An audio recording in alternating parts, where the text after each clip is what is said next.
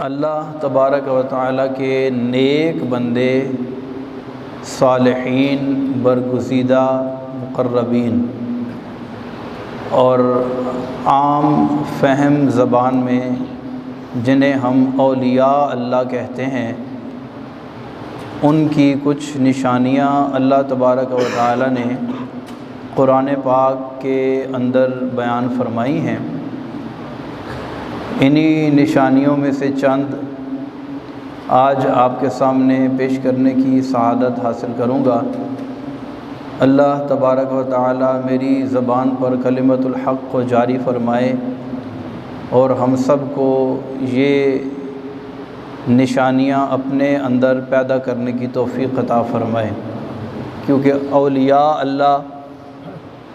اللہ کے جو نیک مقرب بندے ہیں، صالحین، اور وہ جو انعام یافتہ لوگ ہیں، ہر روز ہر نماز میں ہم اللہ تبارک و تعالیٰ کی بارگاہ میں یہ دعا کرتے ہیں کہ یا اللہ ہمیں ان لوگوں کا راستہ چلا، صراط الذین انعمت علیہم، جن لوگوں پر تو نے انعام کیا ہے۔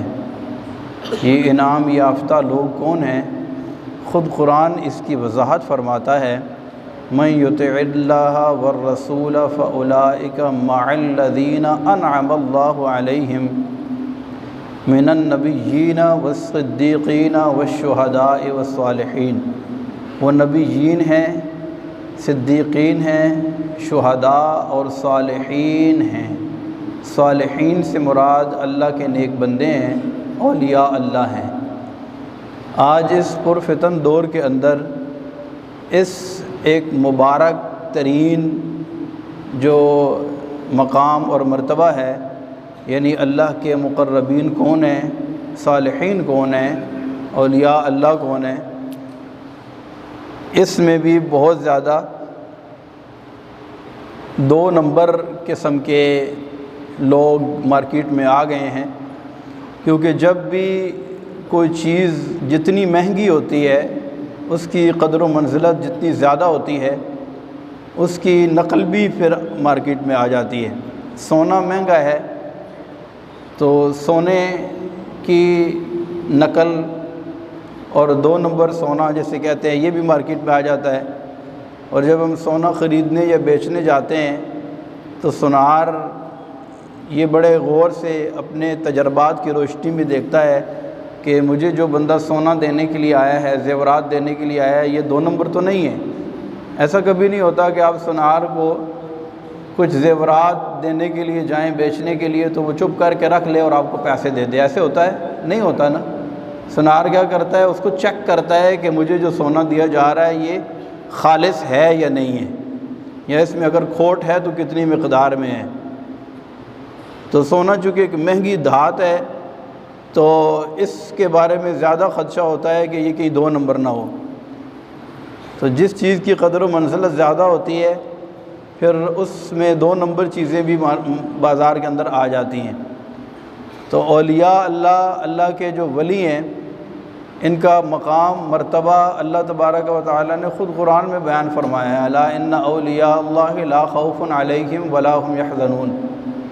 اور پھر باقاعدہ اس کی ڈیفینیشن بیان کی ہے، الذین آمنوا وکانوا یتقون۔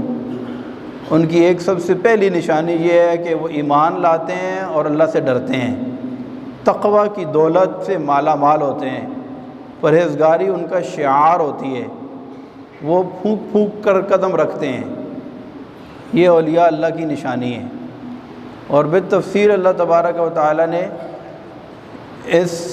ان اولیاء کی نشانیوں کو سورہ فرقان کے اس آخری رکوع کے اندر بیان فرمایا کہ عباد الرحمن، رحمان کے بندے، رحمان کے بندے، اللہ فرماتا ہے جو میرے ہیں، جو میرے بندے ہیں، یعنی میرے مقرب ہیں، میرے صالحین، میرے پیارے بندے، میرے اولیاء، میرے محبوب بندے، ان کی نشانی کون سی ہے؟ ایک نشانی ان کی یہ بیان کی ہے کہ الذین یمشون علی الارض ہونا، جب وہ زمین پر چلتے ہیں تو عاجزی کے ساتھ، وقار کے ساتھ چلتے ہیں۔ ان کی چال کو بیان کیا، چلتے کیسے ہیں، کیسے چلتے ہیں؟ زمین میں چلتے ہیں تو عاجزی اور انکساری کے ساتھ چلتے ہیں۔ اور رسول اللہ صلی اللہ علیہ وسلم نے بندے کو چلنے کا طریقہ بھی ارشاد فرمایا ہے اور کہا کہ تیز رفتار سے چلنے سے بندے کا وقار مجروح ہو جاتا ہے۔ میانہ روی کے ساتھ، وقار کے ساتھ چلنا یہ مومن کی شان ہے۔ اور اس چال ڈھال میں تکبر عیاں نہ ہو، زمین پر وہ اکڑ اکڑ کر نہیں چلتے۔ اور قرآن میں ایک اور مقام پر فرمایا کہ تم زمین پر اکڑ اکڑ کر نہ چلو، لن تخرق الجبال ولن، کہا کہ تم اکڑ اکڑ کر چلو گے تو تم زمین کو پھاڑ نہیں سکتے، اور ولن تبلغ الجبال طولا، اور تم پہاڑوں سے بلند نہیں ہو سکتے۔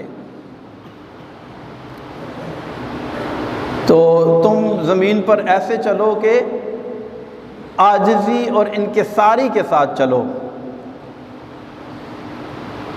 اور عاجزی انکساری کے ساتھ چلنا یہ مومن کی اور اللہ والوں کی صفات میں سے ایک صفت بیان کی گئی۔ اور پھر اگلی نشانی یہ بیان کی گئی وَإِذَا خَاطَبَهُمُ الْجَاهِلُونَ قَالُوا سَلَامًا، اور جب جاہل لوگ ان سے ہم کلام ہوتے ہیں، ان کے ساتھ ملتے ہیں، ان سے بحث و مباحثہ کرنے کی کوشش کرتے ہیں، ان سے لڑائی جھگڑا کرنے کی کوشش کرتے ہیں، تو ان کا طرز عمل اس کے مقابلے میں کیا ہوتا ہے؟ قالوا سلاما، یہ انہیں کہتے ہیں سلام۔ انہیں کیا کہتے ہیں؟ سلام۔ یہ سلام کون سا سلام ہے؟ یہ سلام متارکت ہے، یعنی ان سے بحث و مباحثہ نہیں کرتے، ان سے جھگڑتے نہیں ہیں، آگے سے ان کی باتوں کا جواب نہیں دیتے۔ ہاں مگر اتنا کہ اگر ان کی اصلاح کی کوئی ایسی صورت ہو جس سے ان کی دل آزاری بھی نہ ہو اور بات ان کی سمجھ میں آ سکتی ہو تو کرتے ہیں، ورنہ خاموشی اختیار کرتے ہیں اور ان سے جان چھڑاتے ہیں۔ قالوا سلاما، وہ ان سے جان چھڑاتے ہیں اور سلام متارکت کرتے ہوئے نکل جاتے ہیں، وہ ان سے بحث و مباحثہ نہیں کرتے۔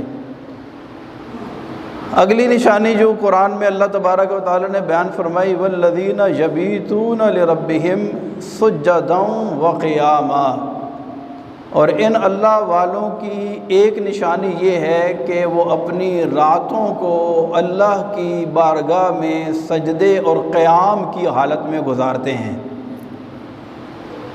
اللہ کی عبادت کرتے ہیں۔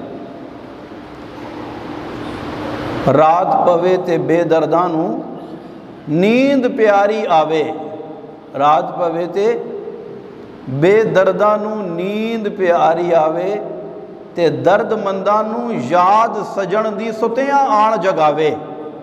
جب لوگ سو جاتے ہیں، چاروں طرف اندھیرا پھیل جاتا ہے، لوگ خواب خرگوش کے مزے لے رہے ہوتے ہیں، تو یہ اللہ والے اپنے بستروں کو چھوڑ کر رب کی بارگاہ میں سجدے اور قیام کے اندر اپنی راتیں گزارتے ہیں۔ ایک اور مقام پر قرآن میں اللہ تبارک و تعالیٰ نے ارشاد فرمایا تتجافی جنوبہم عن المضاجع یدعون ربہم خوفا وطمعا، کہ جن کی کروٹیں ان کی خوابگاہوں سے جدا رہتی ہیں اور وہ اللہ کی رحمت پر امید کرتے ہوئے اور ڈرتے ہوئے رب کی عبادت کرتے ہیں۔ خوف بھی دل میں ہوتا ہے اور امید بھی دل میں ہوتی ہے کہ رب کرم کرے گا، اور ساری ساری رات سجدے کرتے رہتے ہیں، قیام کرتے رہتے ہیں۔ ساری ساری رات سے مراد یہ ہے کہ رات کے کچھ حصے میں کم از کم اللہ کی عبادت ضرور کرتے ہیں۔ فرض نمازوں کا جو وقت طے ہے انہی اوقات کے اندر فرض نمازیں پڑھی جائیں گی، لیکن نفل نماز کی زیادہ فضیلت یہ ہے کہ رات کو نفل نماز پڑھی جائے۔ دن کے نوافل کے مقابلے میں رات کو پڑھے جانے والے نوافل کا ثواب زیادہ ہے۔ اور اس میں تہجد کی نماز بھی آتی ہے۔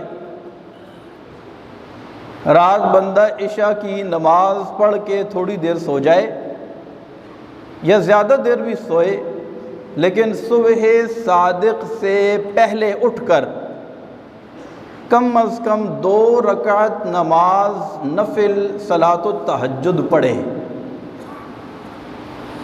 یہ تہجد کی نماز کہلاتی ہے۔ ہمارے نبی پاک صلی اللہ علیہ وسلم پر تہجد کی نماز بھی فرض تھی۔ ہمارے اوپر تو 5 نمازیں فرض ہیں، رسول اللہ صلی اللہ علیہ وسلم پر 6 نمازیں فرض تھیں۔ وہ فرمایا کہ اگر مجھے تمہاری مشقت کا خوف نہ ہوتا تو میں یہ تہجد تم پر فرض کر دیتا۔ اتنی خوبصورت عبادت ہے یہ تہجد۔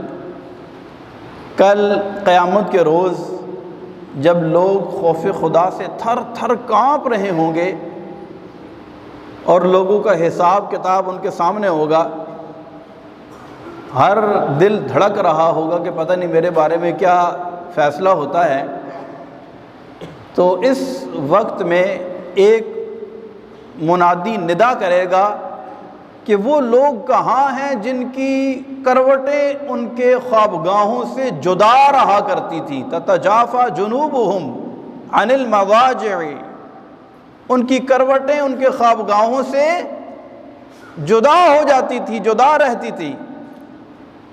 یعنی مراد یہ ہوتی تھی کہ جب سونے کا ٹائم ہوتا تھا، سارے لوگ سو جاتے تھے تو یہ سوتے میں اٹھ جایا کرتے تھے اور اللہ کی بارگاہ میں سجدہ ریزیاں کرتے تھے۔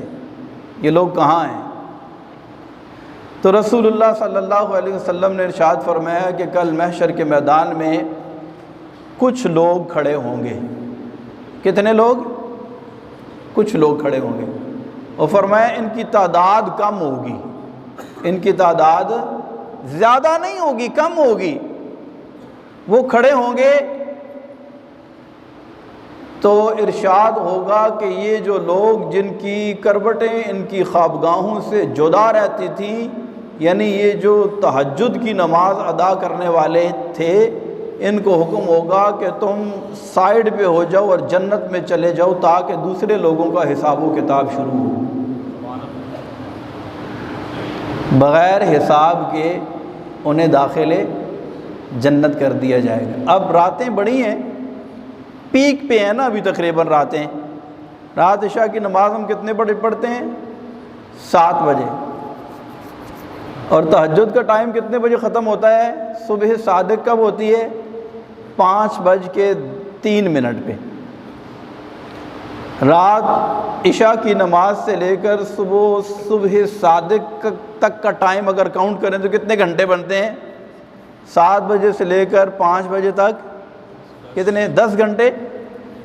چلیں رات اگر آپ 10 بجے بھی سوتے ہیں اور صبح 5 بجے اٹھتے ہیں تو کتنے گھنٹے بن جاتے ہیں سونے کے؟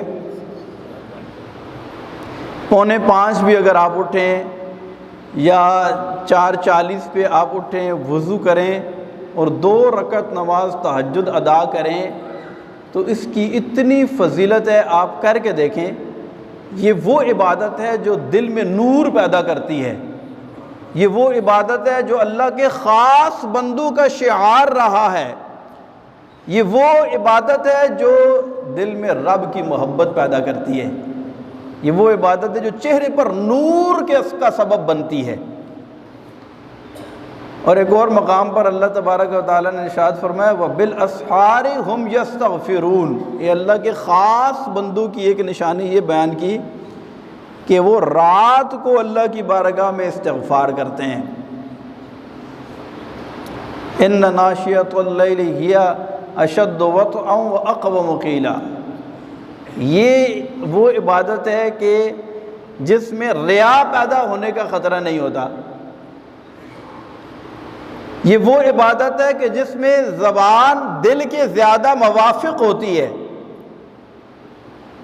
یہ وہ عبادت ہے جس میں بات حقیقت کے زیادہ قریب ہوتی ہے، یہ وہ عبادت ہے جس میں یکسوئی ہوتی ہے، یہ وہ عبادت ہے کہ جس عبادت میں بندہ آس پاس ساری خاموشی ہوتی ہے، بندہ اپنے رب سے راز و نیاز کی باتیں کرتا ہے، مولا میں تیرا بندہ ہوں نا، گناہگار ہوں، سیاہکار ہوں، میں نے تیری بڑی نافرمانی کی ہے، لیکن مالک مجھے پتہ ہے تو میرا رب ہے، مجھے پتہ ہے تو مجھے معاف کرنے والا ہے، مجھے پتہ ہے کہ تو اگرچہ میری عبادتیں ٹوٹی پھوٹی ہیں، میرے سجدے تیرے شایان شان نہیں ہیں، لیکن میرے مالک ہے تو میں تیرا بندہ ہوں، میں تیرا بندہ جو ہوا انسان ہوں، مجھ سے بڑی خطائیں ہوئی ہیں مالک، مجھے معاف کر دینا۔ یہ وہ مزے ہیں، یہ وہ روحانیت ہے، اور اس کی اتنی چاشنی ہے کہ آپ اس کو اپنا کر دیکھیں، آپ کا سارا دن سوز و گداز میں گزرے گا۔ پڑھیں گے سب تہجد؟ پڑھیں یار، اتنا مشکل نہیں ہے، راتیں بہت لمبی ہیں۔ اچھا اب سردیوں میں اپنے آپ کو تہجد کا عادی بنائیں گے نا، اتنا مزہ آئے گا، اتنا مزہ آئے گا۔ گرمیوں میں جب راتیں چھوٹی ہو جائیں گی پھر بھی کہیں گے کہ نہیں یار راتیں تو چھوٹی ہیں لیکن میں تہجد نہیں چھوڑوں گا۔ اللہ ہمیں یہ مزے نصیب فرمائے۔ پڑھا کریں، تہجد پڑھیں، ٹائم بہت ہے۔ 4:45 بجے بھی آپ اٹھیں نا تو آپ اٹھتے ہی وضو کریں، وضو کرنے کے بعد آپ کے پاس یہ ٹائم ٹیبل ہونا چاہیے کہ کتنا ٹائم جو ہے، کتنے ٹائم پہ صبح صادق شروع ہو جاتی ہے۔ جیسے رمضان میں ہم دیکھتے ہیں نا صبح صادق جب شروع ہوتی ہے تو روزے کا ٹائم ختم ہو جاتا ہے، تو اسی طرح جو ہے نا یہ ٹائم ہر روز بدلتا رہتا ہے۔ اب ٹائم اور زیادہ نیچے کی طرف آ رہا ہے، 5:03، پھر 4 منٹ، 5 منٹ، تھوڑا سا اور آگے ٹائم بڑھے گا۔ تو آپ کو پتہ ہونا چاہیے کہ کتنے بجے تہجد کا ٹائم ختم ہوتا ہے۔ آپ اپنی گھڑی پہ الارم لگا کے رکھیں، رات کو سوئیں اور ٹائم پہ اٹھیں اور تہجد کی نماز۔ بلکہ میں تو آپ کو مشورہ دوں گا کہ جو شادی شدہ افراد ہیں وہ اپنی بیوی کو بھی تہجد کے لیے اٹھایا کریں۔ ایک حدیث پاک میں مجھے یاد آ رہا ہے جس کا مفہوم ہے یہ بھی ہے کہ جب کوئی بندہ صبح تہجد میں اٹھتا ہے اور اپنی بیوی کو بھی تہجد کے لیے اٹھاتا ہے، بیوی کو بھی تہجد کے لیے اٹھاتا ہے، اور وہ آواز دینے سے نہیں اٹھتی، پھر وہ اس کے منہ پر پانی کے چھینٹے مارتا ہے، تو اب وہ جاگ جاتی ہے۔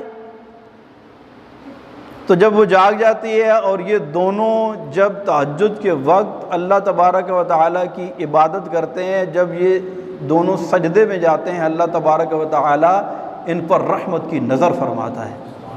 یہ باقاعدہ الفاظ ہیں کہ پانی کے چھینٹے، لیکن تھوڑی انڈرسٹینڈنگ ہونی چاہیے اس کے پہلے، آپ اس کو کوارڈینیٹ کر لیجیے گا، ورنہ ایسا نہ ہو کہ اچانک پانی کے چھینٹے مارے تو پھر صبح صبح ماحول بدل جائے۔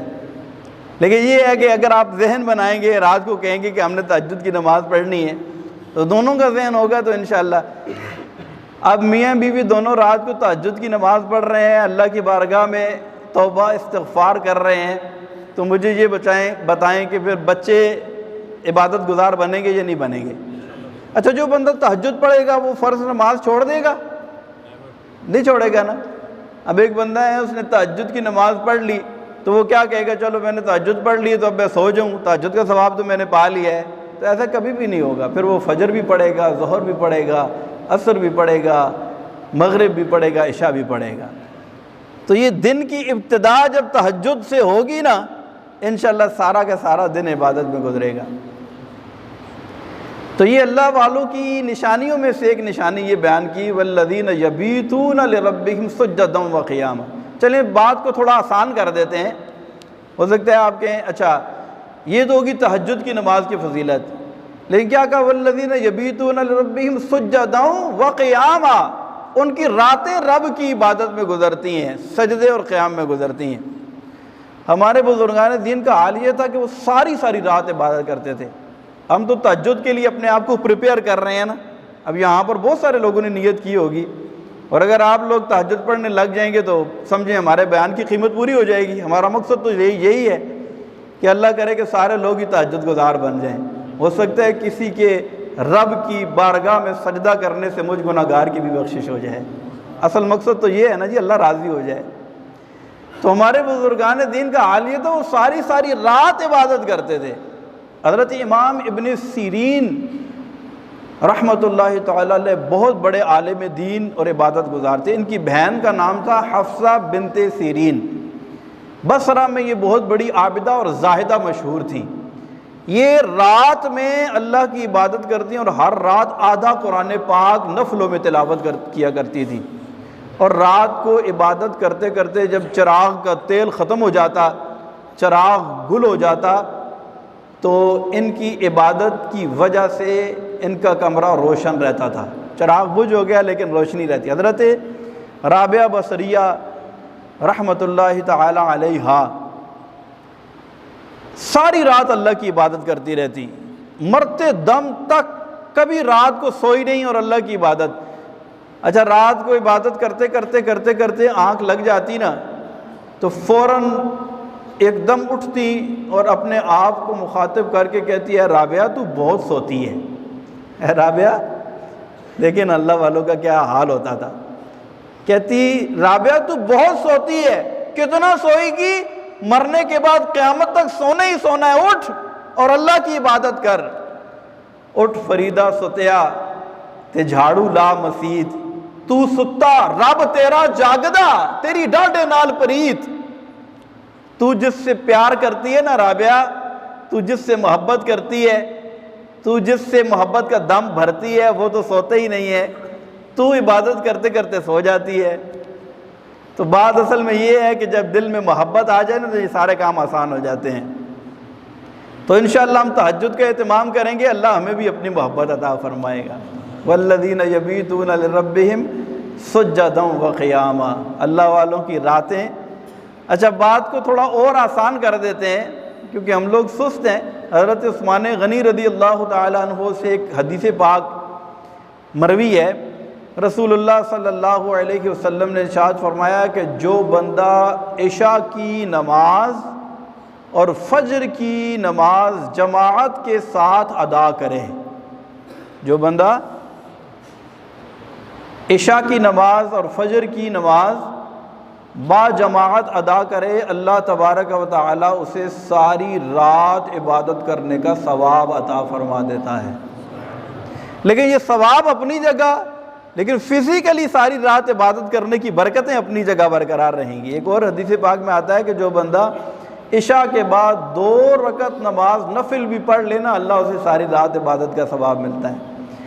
چونکہ ہم ایک لاڈلی امت ہے نا، ہم کام تھوڑے کرتے ہیں، ثواب زیادہ ملتا ہے، تو اس وجہ سے ہمیں بہت ساری آسانیاں بھی دی گئی ہیں کہ یار اگر نہیں اٹھتے تو کم از کم عشاء اور فجر جماعت کے ساتھ پڑھ لیا کرو۔ بہرحال تہجد کی عادت بنائیں، انشاءاللہ اس کی بے شمار دنیا و آخرت میں برکتیں نصیب ہوں گی۔ اللہ تبارک و تعالی ہمیں اپنا عبادت گزار بندہ بنائے، اللہ تبارک و تعالی ہمیں اپنی محبت عطا فرمائے، سوز و گداز عطا فرمائے۔